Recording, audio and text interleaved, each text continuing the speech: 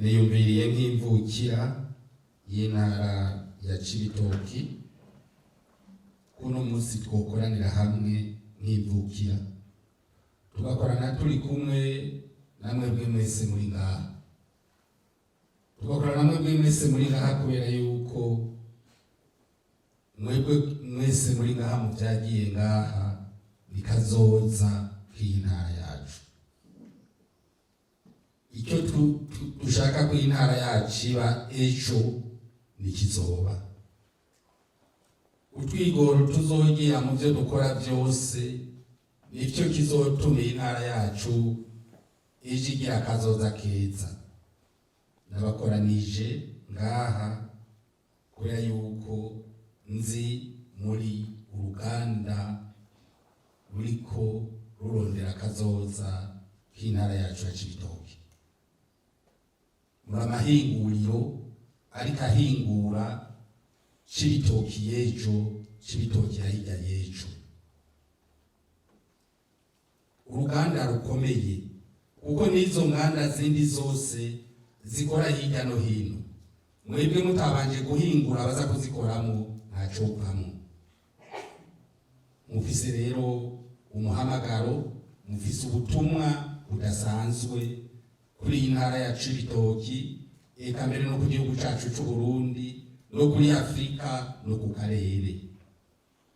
Kuko ivyo mukora, umwimbu, umusaruro w'ivyo mukora, intara izowukamisha, igihugu cacu congere kiwukamishe, eka mbere n'akarere kawukamishe, na Afrika iwukamishe, eka mbere n'isi yose ihatorere ikimazi, kubera yuko hazoba hariho ico mwacuze mwebwe.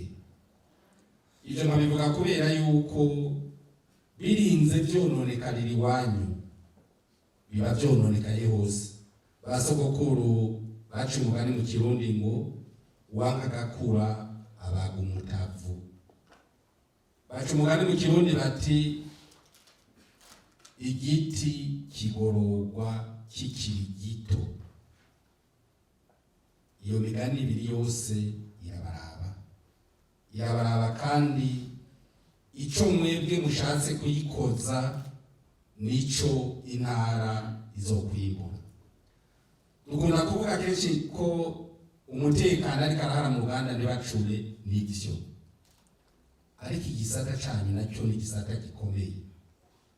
Muri icyo gisata c'umutekano ariko arahara mu Ruganda ntibacure, abo tugikoreshamwo baba batanguriye iwanyu.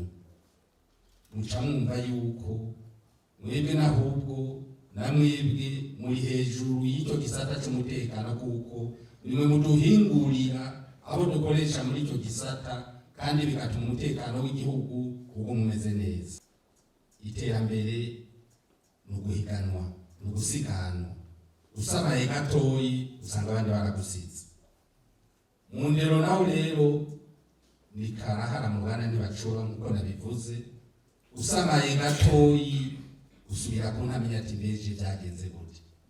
Nabahamagaye rero kugira tuyage kuri uwo muhamagaro wanyu, kuri uwo murimo mufise udasanzwe wo kuduhingurira Burundi bw'ejo, abejo bazoba baramutswa iki gihugu cacu c'u Burundi, bazoba baramutswa akarere, bazoba bashobora kuza guhiganwa mu karere batwaye ubumenyi mwabahaye. Kuko ubumenyi mubahereza hajya hasi aho muherereye niyo baze ya byose. Ipfiriye hajya muri byose bizoba vyononekaye.